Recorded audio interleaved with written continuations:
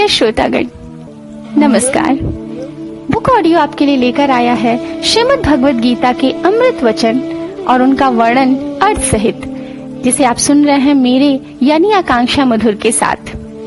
प्रिय श्रोतागण, अब तक आपने श्रीमद् भगवद गीता के 4 अध्याय सुने हैं, जिसमें से पहला अध्याय है अर्जुन विषाद योग, दूसरा अध्याय सांख्य योग, तीसरा अध्याय कर्म योग और चौथा अध्याय ज्ञान कर्म संन्यास योग। अब अगला अर्थात 5वां अध्याय है कर्म संन्यास योग। इस अध्याय में सांख्य योग और कर्म योग के निर्णय का वर्णन है।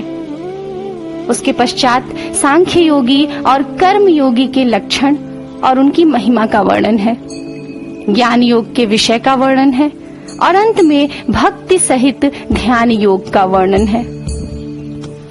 तो आइए गीता अमृत रस का पान करते हैं और प्रारंभ करते हैं श्रीमद् भगवद गीता का 5वां अध्याय। अथ 5मोऽध्यायः। अर्जुन उवाच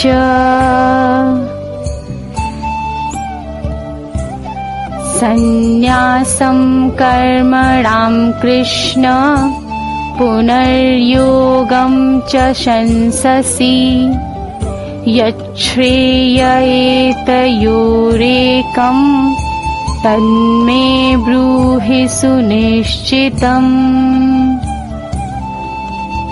श्री कृष्ण द्वारा अर्जुन को ज्ञान कर्म संन्यास योग का उपदेश मिलने के पश्चात अर्जुन के मन में एक संशय, एक दुविधा उत्पन्न होती है। इसी दुविधा के समाधान हेतु श्री कृष्ण से याचना करते हैं अर्जुन और कहते हैं, हे कृष्ण, आप कर्मों के संन्यास की और फिर कर्म योग की प्रशंसा करते हैं, इसलिए इन दोनों में से जो एक मेरे लिए भली भांति निश्चित कल्याणकारक साधन हो उसको कहिए। अर्थात यह कि अर्जुन के मन की हृदय की दुविधा यह है कि अभी जो ज्ञान श्री कृष्ण ने दिया उसके अनुसार पहले तो वे कर्मों के संन्यास की बात करते हैं, उसके बाद वे कर्म योग की प्रशंसा करते हैं कि कर्म करो। अर्थात पहले यह कहते हैं कि कर्म से सन्यासी हो जाओ, उसके बाद कर्म करने को कहते हैं। फिर उचित क्या है, मेरे लिए क्या करना निश्चित ही कल्याणकारक होगा और किस प्रकार होगा, इसी समाधान के लिए अर्जुन श्री कृष्ण से कहते हैं। अपने शिष्य के इस संशय का समाधान करते हुए श्री कृष्ण कहते हैं, श्री भगवानुवाच संन्यासः कर्मयोगश्च निःश्रेयसकरावुभौ तयोस्तु कर्म संन्यासात् कर्मयोगो विशिष्यते। श्री भगवान बोले, कर्म संन्यास और कर्म योग ये दोनों ही परम कल्याण के करने वाले हैं, परंतु उन दोनों में भी कर्म संन्यास से कर्म योग साधन में सुगम होने से श्रेष्ठ है। अर्थात यह कि कर्म संन्यास और कर्म योग दोनों ही कल्याणकारी हैं, परंतु यदि यह देखें कि कौन अधिक उत्तम है तो कर्म संन्यास से अधिक उत्तम है कर्म योग, अर्थात वह योग जिसमें अनासक्त होते हुए फल में आसक्ति न रखते हुए व्यक्ति कर्म करता है, वही कर्म योगी है और कर्म योग ही सर्वश्रेष्ठ है, वह कर्म संन्यास से भी श्रेष्ठ है। ज्ञेयः स नित्य सन्न्यासी यो न द्वेष्टि न कांक्षति निर्द्वन्द्वो हि महाबाहो सुखम बंधात् प्रमुच्यते। श्री कृष्ण आगे कहते हैं कि हे अर्जुन, जो पुरुष न किसी से द्वेष करता है और न ही किसी की आकांक्षा करता है। वह कर्म योगी सदा ही सन्यासी समझने के योग्य है, क्योंकि राग द्वेष आदि द्वंद्वों से रहित पुरुष सुख पूर्वक संसार बंधन से मुक्त हो जाता है। अर्थात यह कि सन्यासी वही है जो न किसी से द्वेष करता है और न ही किसी से कोई आकांक्षा रखता है, किसी प्रकार की उम्मीद रखता है, और इसके बाद भी वह अपना कर्म अवश्य ही करता है। वही कर्मयोगी सन्यासी है। क्यों सन्यासी है? क्योंकि राग और द्वेष से जो रहित है, जो राग और द्वेष से परे है, ऊपर उठाया है, वही सुख पूर्वक इस संसार रूपी बंधन से मुक्त हो जाता है। वह सभी प्रकार की आसक्तियों से मुक्त हो जाता है। वास्तव में संन्यास और कर्म योग दोनों एक प्रकार से एक ही सिक्के के दो पहलू की तरह हैं। यह किस प्रकार है, यह बताते हैं श्री कृष्ण। सांख्य योगो पृथक बाला प्रवदन्ते न पंडिता एकमप्यास्थितः सम्यक् गुभयोर्विन्दते फलम्। श्री कृष्ण कहते हैं कि उपर्युक्त संन्यास और कर्म योग को मूर्ख लोग ही पृथक पृथक फल देने वाला कहते हैं, न कि पंडित जन, क्योंकि दोनों में से एक में भी सम्यक प्रकार से स्थित पुरुष दोनों के फल रूप परमात्मा को प्राप्त होता है। अर्थात यह कि जो संन्यास है और जो कर्म योग है वह वास्तव में पृथक पृथक अर्थात अलग अलग फल नहीं देते हैं। जिसे यह प्रतीत होता है कि कर्म योग का फल अलग है और संन्यास का फल अलग है, वह मूर्ख है। पंडित जन ऐसा नहीं कहते, क्योंकि संन्यास और कर्म योग दोनों का ही फल एक ही है। और वह फल क्या है? वह फल है परमात्मा की प्राप्ति। जो भी पुरुष संन्यास में सम्यक प्रकार से स्थित हो जाए, उसे भी अंत में परमात्मा की प्राप्ति होगी। और जो व्यक्ति कर्म योग को भली भांति धारण कर ले, उसे भी अंत में परमात्मा की प्राप्ति होगी। अर्थात यह कि जो परम प्राप्य है, जो चरम सुख है, वह परमात्मा ही है। उस तक पहुँचने के लिए संन्यास का मार्ग अपनाए या कर्मयोग का मार्ग अपनाए। यत्सांख्यै प्राप्यते स्थानं तद्योगैरपि गम्यते एकं सांख्यं च योगं च यः पश्यति स पश्यति। श्री कृष्ण कहते हैं कि ज्ञान योगियों द्वारा जो परम धाम प्राप्त किया जाता है, कर्म योगियों द्वारा भी वही प्राप्त किया जाता है। इसलिए जो पुरुष ज्ञान योग और कर्म योग को फल रूप में एक देखता है, वही यथार्थ देखता है।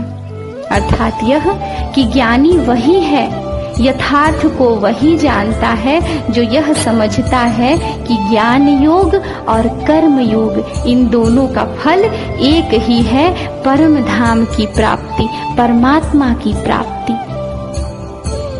प्रिय श्रोतागण, यह इसी प्रकार है कि यदि हमें ईश्वर की आराधना करनी है तो हम यज्ञ के माध्यम से करें, जप के माध्यम से करें, पूजा के माध्यम से करें या केवल आत्मा से करें, सबका फल एक ही होगा, ईश्वर की आराधना। उसी प्रकार परमात्मा की प्राप्ति के लिए कोई भी मार्ग चुने, चाहे वो ज्ञान योग का मार्ग हो या कर्म योग का मार्ग हो, उसका फल एक ही है, परमात्मा की प्राप्ति। परंतु फिर भी कर्म योग सर्वोत्तम है। किस प्रकार सर्वोत्तम है, यह बताते हैं श्री कृष्ण। संन्यासस्तु महाबाहो दुःखमाप्तुम योगतः योगयुक्तो मुनिर्ब्रह्मा न चिरेणाधिगच्छति। श्री कृष्ण अर्जुन से कहते हैं कि परंतु हे अर्जुन, कर्म योग के बिना संन्यास अर्थात मन, इंद्रिय और शरीर द्वारा होने वाले संपूर्ण कर्मों में कर्तापन का त्याग प्राप्त होना कठिन है और भगवत स्वरूप को मनन करने वाला कर्म योगी पर ब्रह्म परमात्मा को शीघ्र ही प्राप्त हो जाता है।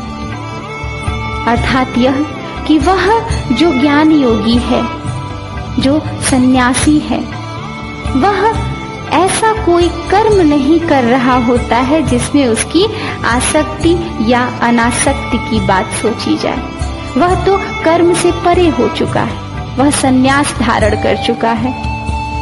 परंतु जो कर्म योगी है, अर्थात जो कर्म करते हुए उसके फल में अनासक्त नहीं हो रहा है, वही अपने मन पर विजय प्राप्त करेगा, अपनी इंद्रियों पर विजय प्राप्त करेगा और अपने शरीर द्वारा होने वाले कर्मों के फल पर विजय प्राप्त करेगा। वही ऐसा है जो कर्म तो कर रहा है परंतु वह अनासक्त है, कर्म करते हुए भी कर्म से परे है। इसीलिए कर्म योगी का स्थान ज्ञान योगी से ऊपर है। और वह कर्म योगी जो भगवत स्वरूप को मनन करता है, अपना कर्म करते हुए भी ईश्वर के चिंतन में लगा रहता है, वह शीघ्र ही परब्रह्म परमात्मा को प्राप्त हो जाता है। वह कर्म योगी किस प्रकार का होता है? जो कर्म करते हुए भी ईश्वर को प्राप्त कर लेता है।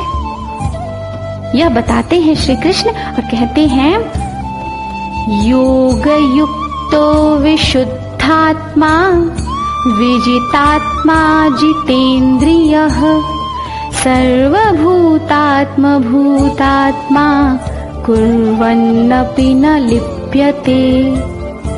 श्री कृष्ण कहते हैं कि जिसका मन अपने वश में है, जो जितेंद्रिय है, अर्थात जिसने अपनी इंद्रियों पर विजय प्राप्त कर लिया है, और जो विशुद्ध अंतःकरण वाला है, अर्थात जिसकी आत्मा, जिसका अंतःकरण शुद्ध है, और जो संपूर्ण प्राणियों का आत्मा रूप परमात्मा ही जिसकी आत्मा है, अर्थात वह मनुष्य जिसकी आत्मा परमात्मा में वास करती है, वह परमात्मा जो संपूर्ण प्राणियों का आत्मा रूप है, उस परमात्मा का चिंतन करने वाला मनुष्य, उस परमात्मा की आराधना करने वाला मनुष्य ही कर्मयोगी है। और ऐसा ही कर्मयोगी कर्म करता हुआ भी उस कर्म में लिप्त नहीं होता है, अनासक्त रहता है, उस कर्म में या कर्म के फल में आसक्त नहीं होता है। ऐसे कर्म योगी के और भी क्या गुण होते हैं? किन्हीं गुणों का व्याख्यान करते हुए श्री कृष्ण कहते हैं, नैव किंचित् करोमीति युक्तो मन्येत तत्त्ववित् पश्यन् शृण्वन् स्पृशन् जिघ्रन् नश्नन् गच्छन् स्वपन् श्वसन् प्रलपन् विसृजन् गृहन्नुन्मे शन्निमिषन्निपि इन्द्रियार्थेषु वर्तन्त इति धारयन्। श्री कृष्ण कहते हैं कि तत्व को जानने वाला सांख्य योगी तो देखता हुआ, सुनता हुआ, स्पर्श करता हुआ, सूंघता हुआ, भोजन करता हुआ, गमन करता हुआ, सोता हुआ, श्वास लेता हुआ, बोलता हुआ, त्यागता हुआ, ग्रहण करता हुआ तथा आँखों को खोलता और मूंदता हुआ भी सब इंद्रियां अपने अपने अर्थों में बरत रही हैं, सब इंद्रियां अपने अपने अर्थों में बरत रही हैं, इस प्रकार समझकर निस्संदेह ऐसा माने कि मैं कुछ भी नहीं करता हूँ। अर्थात यह कि सांख्य योगी वह है जो देखता है, परंतु यह सोचे कि देख तो आंखें रही हैं। यह जो इंद्री है यह अपना कार्य कर रही है, मैं क्या कर रहा हूँ? मैं तो कुछ नहीं कर रहा हूँ। सुनता हुआ यह सोचे कि यह तो मेरे कान हैं जो सुन रहे हैं। स्पर्श करता हुआ यह समझे कि यह तो मेरी त्वचा है जो स्पर्श कर रही है। सूंघता हुआ यह सोचे कि यह तो नासिका है जो सूंघ रही है। गमन करता हुआ, सोता हुआ, श्वास लेता हुआ, बोलता हुआ, प्रत्येक कार्य करता हुआ वह यह सोचे कि यह तो इंद्रियां हैं जो अपना कार्य कर रही हैं, मैं तो कुछ भी नहीं कर रहा हूँ। बस ऐसी सोच जो धारण कर ले वही सांख्य योगी है, और ऐसे योग को धारण कर लेना ही सांख्य योग है कि जो कुछ भी कार्य शरीर से, इंद्रियों से संपादित हो रहा है, उसे यह समझे कि यह कार्य तो इंद्रियां कर रही हैं, मैं तो कुछ भी नहीं कर रहा। बस इसी धारणा से, इसी विचार से कर्म में आसक्ति समाप्त हो जाती है और व्यक्ति अनासक्त हो जाता है, और अनासक्त होना ही तो योगी होना है, और वह सांख्य योगी बन जाता है। ब्रह्मण्याधाय कर्माणि संत्यक्त्वा करोति यः लिप्यते न स पापेन पद्मपत्रमिवाम्भसा। श्री कृष्ण कहते हैं कि जो पुरुष सब कर्मों को परमात्मा में अर्पण करके और आसक्ति को त्याग कर कर्म करता है, वह पुरुष जल से कमल के पत्ते की भांति पाप से लिप्त नहीं होता। अर्थात वह पुरुष उस कमल के पत्ते की भांति होता है। किस कमल के पत्ते की भांति? जो जल के समीप तो रहता है परंतु जल से लिप्त नहीं होता, जल से ऊपर रहता है। उसी प्रकार वह पुरुष जो अपने कर्मों को परमात्मा में अर्पण कर देता है, जो कर्म में सभी प्रकार की आसक्ति को त्याग देता है और तब कर्म करता है, वह पुरुष पाप से लिप्त नहीं होता है। प्रिय श्रोतागण, यदि इसकी वास्तविक जीवन में मीमांसा करें तो इसका अर्थ यह है कि कर्म करे व्यक्ति परंतु उसके फल में लिप्त ना हो तो उस फल का पाप उसे नहीं मिलेगा। इसका अर्थ यह कदापि नहीं है कि व्यक्ति चोरी करे और सोचे मैं इस चोरी में अनासक्त हूँ, मुझे इस चोरी का पाप नहीं लगेगा। व्यक्ति हत्या करे और वह सोचे कि मैं इस हत्या से अनासक्त हूँ तो मुझे इस हत्या का पाप नहीं लगेगा। नहीं, अनासक्ति का अर्थ यह है कि आप वह कर्म करें जो कर्म करना आपका धर्म है, जो कर्म करना उचित है। कई बार ऐसा होता है जब व्यक्ति द्विधा में होता है कि यह कर्म उचित तो है, करणीय तो है, परंतु क्या पता इस कर्म से मुझे पाप लगे। ऐसी ही दुविधा जैसी इस समय अर्जुन को है। वह युद्ध उनका धर्म है, उन्हें वह युद्ध करना है, परंतु उनके मन में यह आ रहा है कि इस युद्ध में मैं स्वजनों को मारूंगा तो मुझे पाप लगेगा। इस समय के लिए यह ज्ञान है कि जो आपका कर्म है उस कर्म को आप करिए। यदि आप अनासक्त होकर अर्थात उस कर्म के फल के बारे में न सोचकर केवल यह सोचकर वह कर्म करते हैं कि यह कर्म करना मेरा धर्म है, तो उस कर्म से आपको पाप नहीं लगेगा। इसका एक उदाहरण लें प्रिय श्रोतागण, तो हमारे देश की सीमा पर जो जवान है, जो फौजी हैं, उनका कर्म है, उनका धर्म है देश की रक्षा करना। और जो कोई भी हमारे देश को नुकसान पहुंचाने की कोशिश करता है, क्षति पहुंचाना चाहता है, उसे हमारी सेना के जवान वे वीर वहीं मार गिराते हैं। यदि एक हत्या के रूप में देखें तब तो यह पाप लगेगा, परंतु यह पाप नहीं है। क्यों? क्योंकि यह उनका धर्म है अपने देशवासियों की रक्षा करना। और वे अपना धर्म निभा रहे हैं।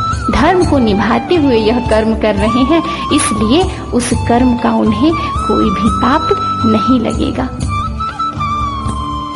और वास्तव में वही सबसे बड़े कर्मयोगी हैं, जो स्वयं की चिंता छोड़, अपने जीवन की चिंता छोड़, अपने परिवार से दूर रहकर अपना धर्म निभा रहे हैं, कर्म कर रहे हैं। प्रिय श्रोतागण, कर्मयोगी का कर्म किस प्रकार का होता है, वे किस किस प्रकार से कर्म करते हैं, इसी का वर्णन है अगले श्लोकों में।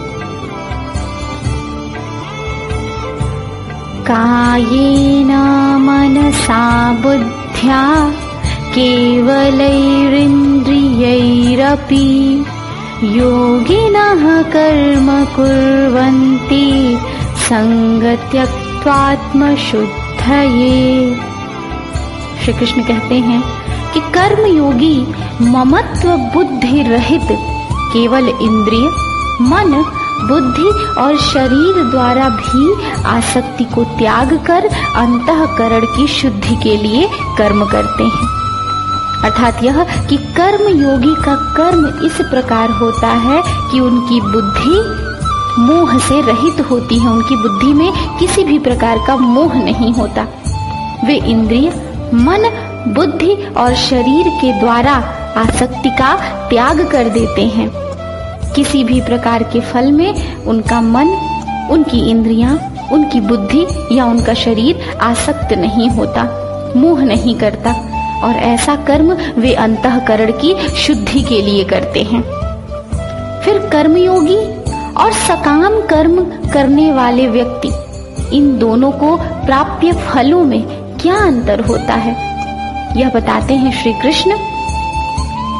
युक्तः कर्म फलं त्यक्त्वा शान्तिमाप्नोति नैष्ठिकीम् अयुक्तः कामकारेण फले सक्तो निबध्यते। भगवान श्री कृष्ण कहते हैं कि कर्मयोगी कर्मों के फल का त्याग करके भगवत प्राप्ति रूप शांति को प्राप्त करता है, और सकाम पुरुष कामना की प्रेरणा से फल में आसक्त होकर बंधता है। अर्थात वह जो कर्म योगी है, वह कर्म तो करता है परंतु उसके फल का त्याग कर देता है, और इस प्रकार उसे शांति की प्राप्ति होती है। वह शांति जो भगवत प्राप्ति के बराबर है, भगवत प्राप्ति के समान है। परंतु वह पुरुष जो सकाम कर्म करता है, जिसकी कर्म के फल में आसक्ति होती है, उसमें कामनाएं होती हैं, और इन्हीं कामनाओं के कारण वह फल में आसक्त होता है और बंधा रहता है, उसे शांति की प्राप्ति नहीं होती है। कर्म योगी की अवस्था क्या होती है, उसकी स्थिति किस प्रकार होती है, इसका वर्णन करते हुए श्री कृष्ण कहते हैं, सर्वकर्माणि मनसा सन्न्यस्यास्ते सुखं वशी नवद्वारे पुरे देहि नैव कुर्वन्न कारयन्। श्री कृष्ण कहते हैं कि अंतःकरण जिसके वश में है, ऐसा सांख्य योग का आचरण करने वाला पुरुष न करता हुआ और न करवाता हुआ ही नव द्वारों वाले शरीर रूप घर में सब कर्मों को मन से त्याग कर आनंद पूर्वक सच्चिदानंद घन परमात्मा के स्वरूप में स्थित रहता है। प्रिय श्रोतागण, हमारा जो शरीर है उसमें 9 द्वार है। 9 द्वार अर्थात 9 छिद्र हैं, इसीलिए इस शरीर को 9 द्वारों रूपी घर कहा गया है, 9 द्वारों वाला घर कहा गया है। श्री कृष्ण कहते हैं कि वह योगी जिसे सांख्य योग का ज्ञान है, जो सांख्य योग का अर्थात कर्म योग का आचरण करता है, जिसका अंतःकरण उसके स्वयं के वश में है, वह कुछ भी करता नहीं है, वह कुछ भी करवाता नहीं है, और इस प्रकार से सब कर्मों का त्याग करके वह आनंद पूर्वक ईश्वर अर्थात परमात्मा के स्वरूप में स्थित रहता है। न कर्तृत्वं न कर्माणि लोकस्य सृजति प्रभु न कर्म फल संयोगम स्वभावस्तु प्रवर्तते। श्री कृष्ण कहते हैं कि परमेश्वर मनुष्यों के न तो कर्तापन की, न कर्मों की और न कर्म फल के संयोग की ही रचना करते हैं, किंतु स्वभाव ही बरत रहा है। अर्थात जो भी प्राप्य होता है वह स्वभाव के फल स्वरूप ही प्राप्य होता है। जो परमेश्वर है वो न तो मनुष्य के कर्तापन की रचना करते हैं, न ही मनुष्य के कर्मों की रचना करते हैं और न ही उस कर्म के फल की और संयोग की रचना करते हैं। जो कुछ भी मनुष्य को प्राप्य होता है, जो कुछ भी मनुष्य करता है, जो भी उसके कर्म होते हैं और जो भी उसके कर्मों का फल होता है, वह उसके स्वभाव के अनुरूप, उसके विचारों के अनुरूप होता है। अर्थात यह कि व्यक्ति का जिस प्रकार का स्वभाव होगा, जैसे उसके विचार होंगे, उसी तरह के उसे कर्म प्राप्त होंगे और उसी के अनुरूप उसे कर्मों का फल भी प्राप्त होगा। यह कुछ भी ईश्वर द्वारा पहले से रचित नहीं है, यह मनुष्य के स्वयं के विचार और स्वभाव पर निर्भर करता है।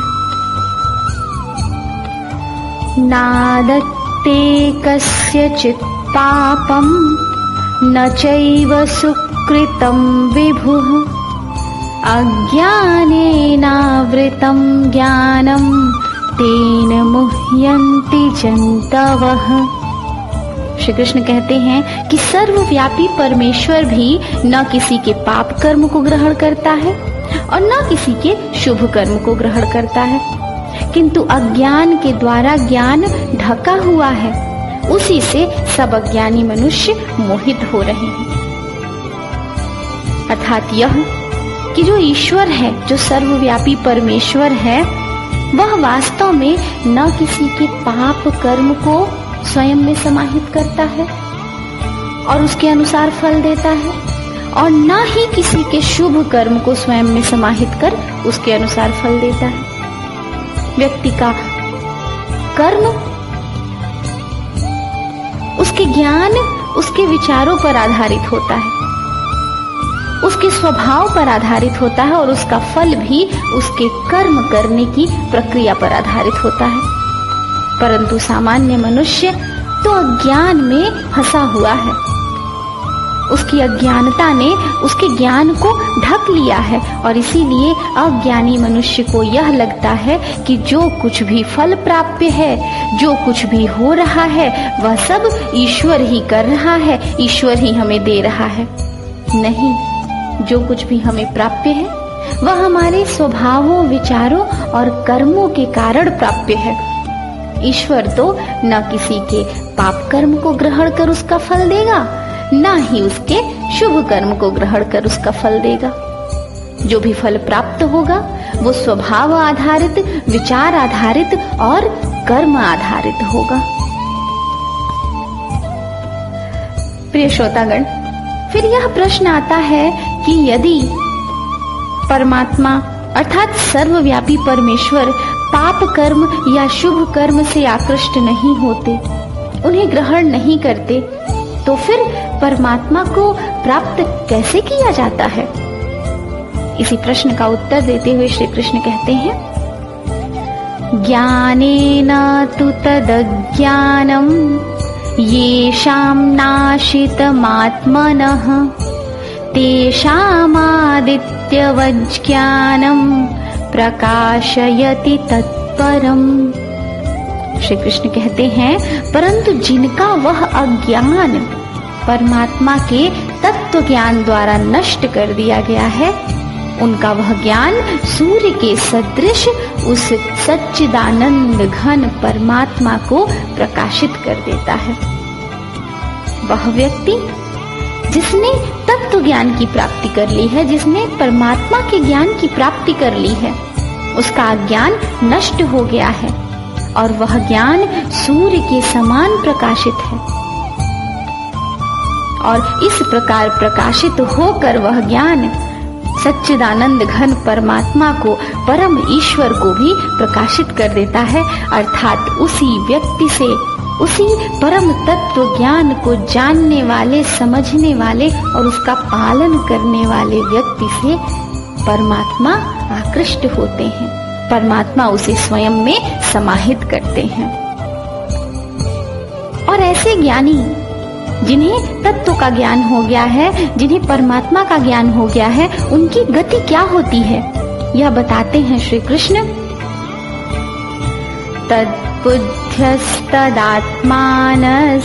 तन्निष्ठास्तत्परायणाः गच्छन्त्य पुनरावृत्तिं ज्ञाननिर्धूतकल्मषाः। परमेश्वर श्री कृष्ण कहते हैं कि जिनका मन तद्रूप हो रहा है, जिनकी बुद्धि तद्रूप हो रही है और सच्चिदानंद घन परमात्मा में ही जिनकी निरंतर एकाकी भाव से स्थिति है, ऐसे तत्परायण पुरुष ज्ञान के द्वारा पाप रहित होकर अपुनरावृत्ति को अर्थात परम गति को प्राप्त होते हैं। तद्रूप, तद्रूप का अर्थ है तद रूप, वह जो परमात्मा के समान होता जा रहा है, जो परमात्मा का स्वरूप धारण करता जा रहा है, जो इस प्रकार परमात्मा में समाहित हो गया है कि उसका रूप परमात्मा से अलग ही नहीं रह गया है। वो मन से, वचन से, कर्म से, सभी प्रकार से परमात्मा को धारण कर चुका है। ऐसे तत्वज्ञानी, ऐसे योगी परमात्मा में ही एकाकी भाव से स्थित हो जाते हैं।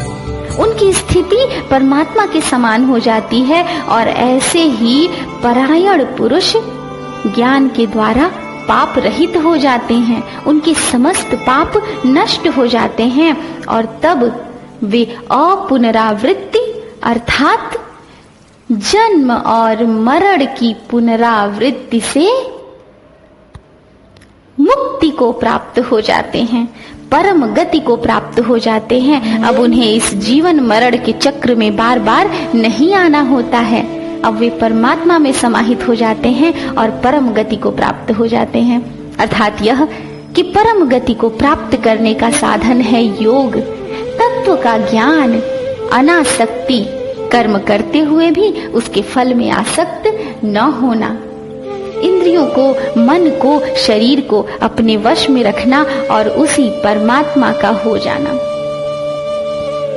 वे ज्ञानी जन जो परमात्मा को प्राप्त कर चुके हैं, वे कैसे होते हैं यह बताते हैं श्री कृष्ण और कहते हैं, विद्या विनय संपन्ने ब्राह्मणे गविहस्तिनि शुनि चैव स्वपाके च पंडिताः समदर्शिनः। श्री कृष्ण कहते हैं कि वे ज्ञानी जन विद्या और विनय युक्त ब्राह्मण में तथा गौ, हाथी, कुत्ते और चांडाल में भी समदर्शी ही होते हैं। अर्थात यह कि वे ज्ञानी जन जिन्हें परमात्मा के ज्ञान की प्राप्ति हो चुकी है, जो मन से परमात्मा में विलीन हो चुके हैं, वे सबको समान रूप से देखते हैं। उनके लिए विद्या और विनय युक्त ब्राह्मण जिस प्रकार ईश्वर का ही एक रूप जैसे दिखाई देता है, वैसे ही वे सभी पशुओं को, चांडालों को भी एक ईश्वर के स्वरूप के समान ही देखते हैं। वे समस्त जीवों को समरूप अर्थात एक जैसा ही देखते हैं, सबसे एक जैसा ही व्यवहार करते हैं। सबके लिए उनके हृदय में दया भाव होता है, सम्मान का भाव होता है, क्योंकि उनके लिए समस्त जीव जगत परमात्मा का ही स्वरूप है। इहैव तर्जितः सर्गो येषां साम्ये स्थितं मनः निर्दोषं हि समं ब्रह्म तस्मात् ब्रह्मणि ते स्थिता। श्री कृष्ण कहते हैं कि जिनका मन समभाव में स्थित है, उनके द्वारा इस जीवित अवस्था में ही संपूर्ण संसार जीत लिया गया है, क्योंकि सच्चिदानंद घन परमात्मा निर्दोष और सम है। इससे वे परमात्मा में ही स्थित हैं। प्रिय श्रोतागण, इसका अर्थ यह है कि जिस मनुष्य के मन में समभाव है, जो समस्त प्राणी जगत को एक समान समझता है, वह जीवित अवस्था में ही संपूर्ण संसार जीत लेता है। क्यों? क्योंकि जो परमात्मा है वह भी तो निर्दोष है, सम है, उसके लिए भी सब कोई एक समान है। और इस प्रकार वह योगी जो समभाव रखता है, वो समभाव रखने वाले परमात्मा में विलीन हो जाता है, उसी में स्थित हो जाता है। प्रिय श्रोतागण, हम प्रायः बात करते हैं दया की, भावनाओं को समझने की। ऐसे व्यक्ति जो सबके लिए मन में दया भाव रखते हैं, जो सबको समझते हैं, सबकी भावनाओं को समझने की चेष्टा करते हैं, वही व्यक्ति वास्तव में समभाव में स्थित हैं। और वे इस प्रकार हैं कि वे परमात्मा में स्थित हैं, क्योंकि परमात्मा भी समभाव ही रखता है। और वास्तव में ऐसे लोग बहुत ही कम पाए जाते हैं जो सबको समान दृष्टि से देखें, परंतु वह जिसे इस लोक में सुख की प्राप्ति करनी है, शांति की प्राप्ति करनी है, वह यदि सबको समभाव से देखे, यदि हम आप सबको समान भाव से देखें, सबके कष्टों को समझने की चेष्टा करें, सबकी भावनाओं को समझने की चेष्टा करें, सबके प्रति दया भाव रखें, तो अवश्य ही हम शांति को प्राप्त करेंगे, परम सुख की प्राप्ति करेंगे। और वही सुख की प्राप्ति परमात्मा की प्राप्ति का मार्ग है। कौन है वह व्यक्ति, कैसा है वह व्यक्ति जो परमात्मा में स्थित हो गया है? यह बताते हैं श्री कृष्ण। न प्रहिष्येत् प्रियं प्राप्य, नो द्विजेत् प्राप्य चाप्रियम्, स्थिर बुद्धिर सम्मूढ़ो ब्रह्मविद् ब्रह्मणि स्थितः। श्री कृष्ण कहते हैं कि जो पुरुष प्रिय को प्राप्त कर हर्षित नहीं हो और अप्रिय को प्राप्त कर उद्विग्न न हो, वह स्थिर बुद्धि, संशय रहित ब्रह्मवेत्ता पुरुष सच्चिदानंद घन पर ब्रह्म परमात्मा में एकाकी भाव से नित्य स्थित है। कितनी विलक्षण बात है। वास्तव में हमारे जीवन में ऐसा ही तो होता है कि सुख की प्राप्ति होने पर हम हर्ष से अतिरेक हो जाते हैं, अत्यंत हर्षित हो जाते हैं, और दुख की प्राप्ति होने पर, अप्रिय घटित होने पर उद्विग्न हो जाते हैं, शोकाकुल हो जाते हैं, परेशान हो जाते हैं। और यही दुख का कारण बनता है। सुख में अत्यंत हर्षित हो जाना भी दुख में अत्यंत व्याकुल होने का कारण बनता है, क्योंकि जो मन की अवस्था को विचलित करेगा वह सुख में विचलित करेगा तो दुख में विचलित ही करेगा। और यदि मन की उस अवस्था पर व्यक्ति वश कर ले, स्वयं के वश में कर ले मन की अवस्थाओं को, तो फिर ना ही वो सुख में अत्यंत हर्षित होगा, न ही दुख की प्राप्ति होने पर, अप्रिय घटित होने पर उद्विग्न होगा। और वही व्यक्ति वास्तव में स्थिर बुद्धि होगा, वही व्यक्ति संशय रहित होगा, वही व्यक्ति मन में आस्था रख पाएगा, और वही व्यक्ति ब्रह्मवेत्ता कहा जाएगा। ऐसा ही ब्रह्मवेत्ता पुरुष पर ब्रह्म परमात्मा में एकाकी भाव से स्थित माना जाता है। वही परमात्मा में स्थित हो सकता है। क्यों? क्योंकि उसका अपने मन पर, कर्म पर और इंद्रियों पर वश है। वह सुख से हर्षित नहीं होता, दुख से उद्विग्न नहीं होता। वह अनासक्त है कर्म के फलों से। और यह अनासक्ति ही उसे शांति का मार्ग दिखाती है, सुख की प्राप्ति कराती है, शांति की प्राप्ति कराती है और यही उसे उस परमात्मा में स्थित कर देती है। प्रिय श्रोतागण, वास्तविकता यह है कि जीवन में एक आदर्श रूप में स्थित होना अत्यंत कठिन है, परंतु एक बार चेष्टा तो अवश्य ही की जा सकती है, विशेषकर तब जब आप गीता रूपी अमृत का पान कर रहे हैं। तो मैं आशा करती हूँ कि इस गीता रस का पान करते हुए आपके हृदय में एक बार यह अवश्य आएगा कि आप भी थोड़ी सी चेष्टा करें दुख में अत्यंत दुखी न होने की, अत्यंत उद्विग्न न होने की, सुख में अत्यंत हर्षित न होने की, सामान्य रहने की, समान रहने की, सबके प्रति समभाव रखने की, क्योंकि यही वास्तविक सुख और शांति का मार्ग है और यही सुख और शांति का मार्ग व्यक्ति को परमात्मा की प्राप्ति की ओर ले जाता है। वह जो ज्ञानी है, वह जिसे परमात्मा का ज्ञान है, वह जो योगी है, वह किस प्रकार सुख की प्राप्ति करता है, इसी का वर्णन करते हैं श्री कृष्ण अगले श्लोकों में।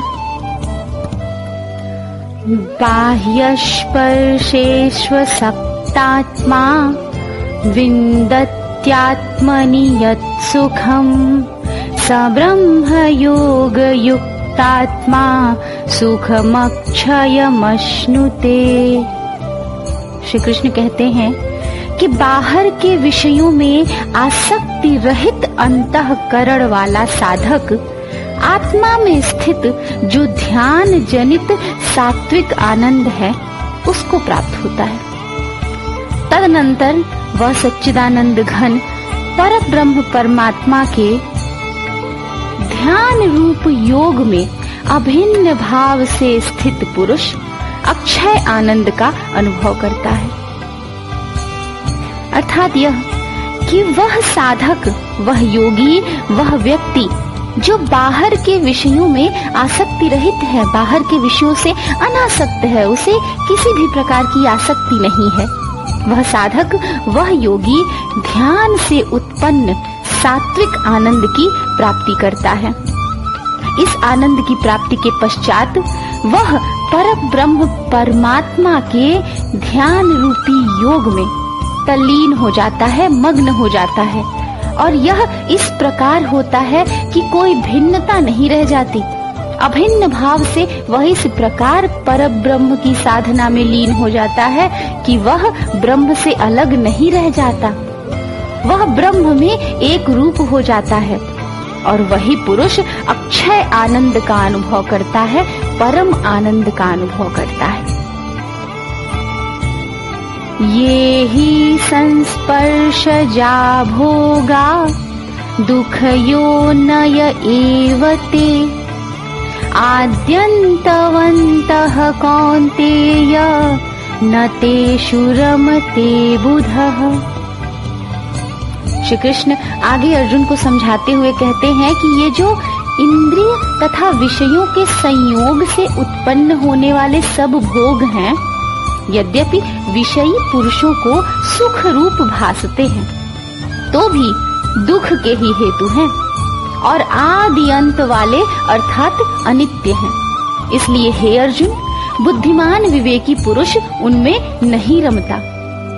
श्री कृष्ण यह समझा रहे हैं कि वह सुख, वह भोग जो इंद्रियों से उत्पन्न होता है, जो इंद्रिय और विषयों के संयोग से उत्पन्न होता है, जो सांसारिक सुख है, जो भौतिक सुख है, जो किसी वस्तु को प्राप्त कर लेने का सुख है, जो किसी भोग को प्राप्त कर लेने का सुख है, यह जो सुख है ये सांसारिक पुरुष को, विषयी पुरुष को प्रसन्नता देते हैं, लेकिन वास्तव में ये सभी दुख का ही कारण है। ये बाद में दुख का ही कारण बनते हैं। क्यों? क्योंकि आज जो हमारे पास है, यदि वह कल हमारे पास नहीं रहेगा तो हम दुखी होंगे, परंतु यदि हमने अनासक्ति को प्राप्त कर ली है, हमें अनासक्ति की भावना आ गई है, तो जो वस्तु आज हमारे पास है तो उसे के पास होने का अत्यंत सुख भी हमें नहीं होगा और उसके न पास होने का दुख भी नहीं होगा। तो इस प्रकार से अनासक्ति दुख को दूर करती है।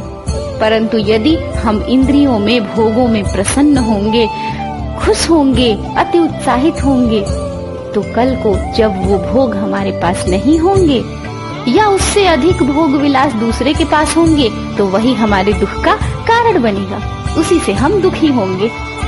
यही बात समझा रहे हैं श्री कृष्ण अर्जुन को कि यह सुख जो इंद्रिय से प्राप्त है, जो विषयों से प्राप्त है, वह सांसारिक पुरुष को अच्छा लगता है, प्रिय प्रतीत होता है, परंतु वह दुख का कारण है। और ये सभी अनित्य भी है, आज है कल नहीं है। इसलिए हे अर्जुन, जो बुद्धिमान पुरुष है, जो विवेकी पुरुष है, वह उन भोगों में नहीं रमता है, वह उन भोगों में आसक्त नहीं होता है, वह उन भोगों से और उन भोगों के फल से दूर रहता है। और वह पुरुष जो इस आसक्ति से दूर रहता है, वह किस प्रकार सुखी है, यह बताते हुए कहते हैं श्री कृष्ण, शक्नोति हैव यः सोढुम् प्राक्शरीर विमोक्षणात् काम क्रोधोद्भवं वेगं स युक्तः स सुखी नरः। श्री कृष्ण कहते हैं कि जो साधक, जो योगी इस मनुष्य शरीर में शरीर का नाश होने से पहले ही काम क्रोध से उत्पन्न होने वाले वेग को सहन करने में समर्थ हो जाता है, अर्थात जो काम और क्रोध को अपने वश में कर लेता है, वही पुरुष योगी है और वही व्यक्ति सुखी है। और यह योगी इस सुख के पश्चात किस परम सुख को प्राप्त करता है, यह बताते हैं श्री कृष्ण और कहते हैं, योऽन्तः सुखोऽन्तरारामस् तथान्तर्ज्योतिरेव यः स योगी ब्रह्मनिर्वाणं ब्रह्मभूतोऽधिगच्छति। श्री कृष्ण कहते हैं कि जो पुरुष अंतरात्मा में ही सुख वाला है, आत्मा में ही रमण करने वाला है, अर्थात अपनी आत्मा में ही रमा रहने वाला है, उसी में लगे रहने वाला है और ईश्वर का ध्यान करने वाला है, तथा जो आत्मा में ही ज्ञान वाला है, अर्थात जिसे आत्मा का ज्ञान है, वह पर ब्रह्म परमात्मा के साथ एकाकी भाव को प्राप्त सांख्य योगी, अर्थात उसे पर ब्रह्म परमात्मा के साथ एकाकी भाव को प्राप्त है। वह स्वयं परमात्मा से अलग नहीं है, वह साधना से इस स्तर तक पहुंच चुका है कि उसमें और परमात्मा में आत्मा से कोई अंतर नहीं रह गया है। वह सांख्य योगी शांत ब्रह्म को प्राप्त होता है, अर्थात उसे परम शांति की प्राप्त होती है। वही परम शांति ही सबसे बड़ा सुख है और वही ब्रह्म है, और उस शांत ब्रह्म की प्राप्ति ही सबसे बड़ी उपलब्धि है, सबसे बड़ी लब्धि है। उस शांत ब्रह्म को कौन प्राप्त कर सकता है, उसके गुण क्या होते हैं, यह बताते हुए श्री कृष्ण कहते हैं, लभन्ते ब्रह्म निर्वाण मृषयः क्षीण कल्मषा छिन्न द्वैधायतात्मानः सर्वभूत हिते रता। श्री कृष्ण कहते हैं कि जिनके सब पाप नष्ट हो गए हैं, जिनके सब संशय ज्ञान के द्वारा निवृत्त हो गए हैं, अर्थात जिन्हें परम ज्ञान की प्राप्ति हो गई है, जिनके मन में किसी भी प्रकार का संशय नहीं है, जो संपूर्ण प्राणियों के हित में रत हैं, जो संपूर्ण प्राणियों का हित चाहते हैं, उनके हित के लिए कर्म करते हैं, और जिनका जीता हुआ मन निश्चल भाव से परमात्मा में स्थित है, अर्थात जिन्हें अपने मन पर विजय प्राप्त हो चुकी है और वह मन परमात्मा में लगा हुआ है, तल्लीन है, वे ब्रह्मवेत्ता पुरुष शांत ब्रह्म को प्राप्त होते हैं। वही पुरुष ब्रह्मवेत्ता है, ब्रह्म के ज्ञानी है और वही शांत ब्रह्म को प्राप्त करते हैं। काम क्रोध वियुक्तानां यतीनां यत चेतसाम् अभितो ब्रह्म निर्वाणं वर्तते विदितात्मनाम्। श्री कृष्ण आगे कहते हैं कि काम क्रोध से रहित, जिसने काम और क्रोध पर विजय प्राप्त कर ली है, जीते हुए चित्त वाले, जिसने अपने मन को जीत लिया है, अपने मन पर जिसका स्वयं का वश है, पर ब्रह्म परमात्मा का साक्षात्कार किए हुए, वह जिसने पर ब्रह्म परमात्मा को समझ लिया है, उसका ज्ञान प्राप्त कर लिया है, ऐसे ज्ञानी पुरुषों के लिए सब ओर से, हर प्रकार से शांत पर ब्रह्म परमात्मा ही परिपूर्ण है। अर्थात वह इस योग्य है कि उसे शांत पर ब्रह्म परमात्मा की प्राप्ति हो। और मुक्त कौन है? सभी कर्म बंधनों से, जीवन मरण के चक्र से कौन मुक्त है?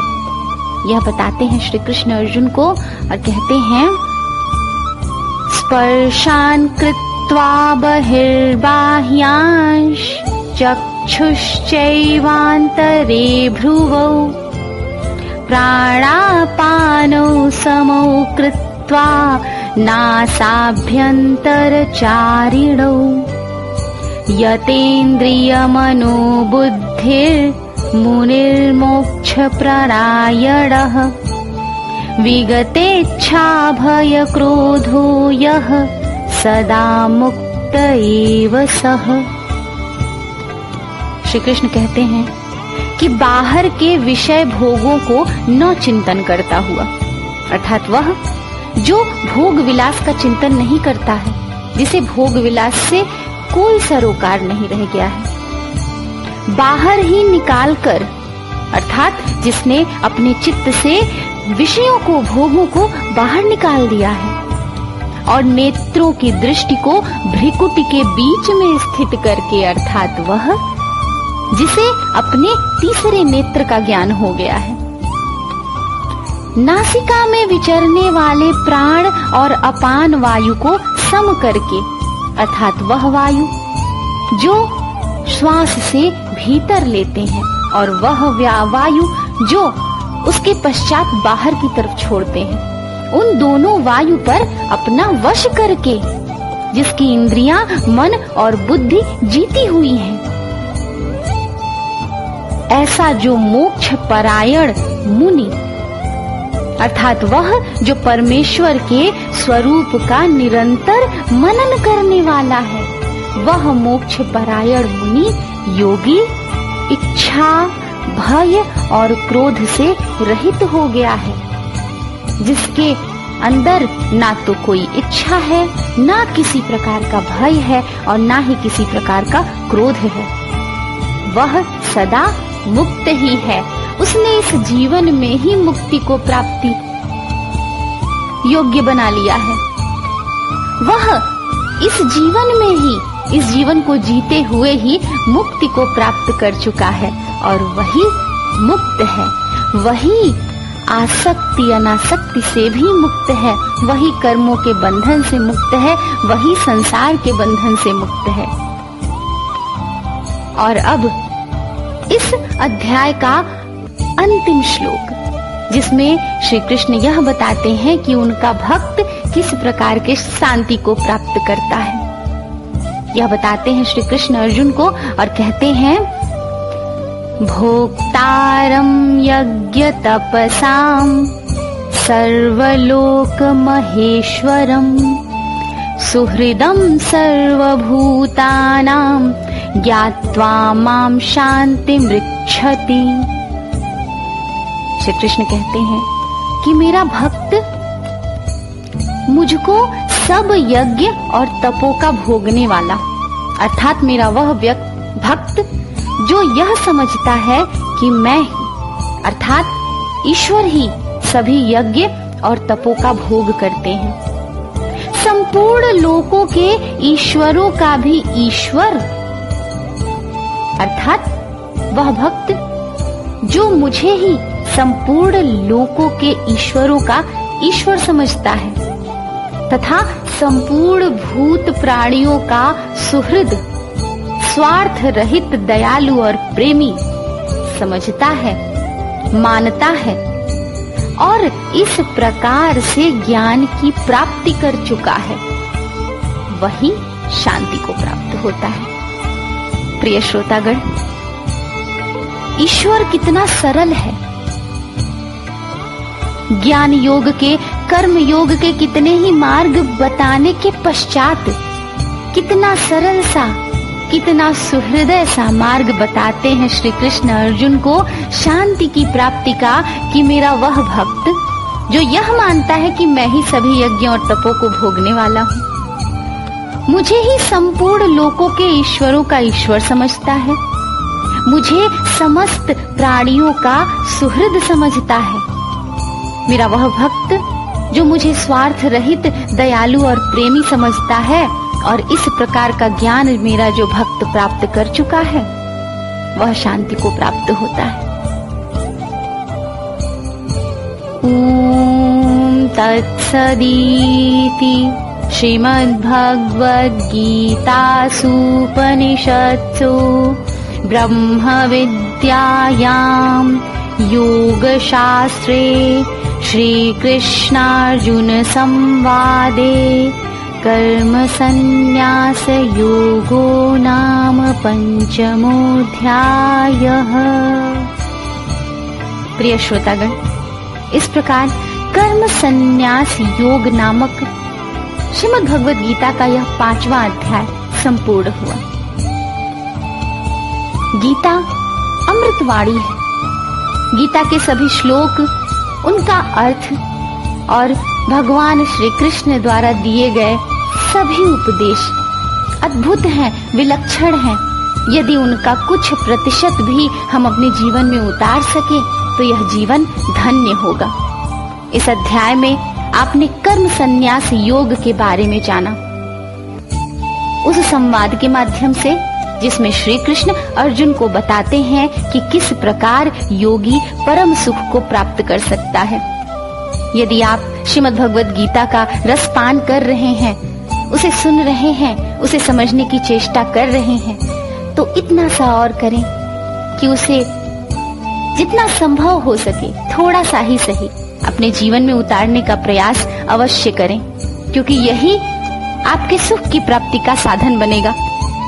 इससे अवश्य ही आपको एक अद्भुत शांति की प्राप्ति होगी। प्रिय श्रोतागण, इसके पश्चात आप सुनेंगे 6वां अध्याय मेरे यानी आकांक्षा मधुर के साथी। और गीता रस का पान करने के लिए, श्रीमद् भगवद गीता के अगले सभी अध्यायों को सुनने के लिए बने रहिए और सुनते रहिए बुक ऑडियो। जय श्री कृष्ण।